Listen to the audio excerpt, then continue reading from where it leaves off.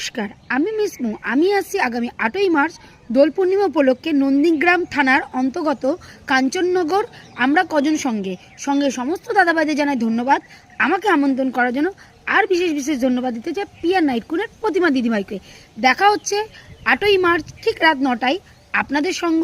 আমরা কজন, আপনাদের গ্রাম কাঞ্চননগর। ধন্যবাদ।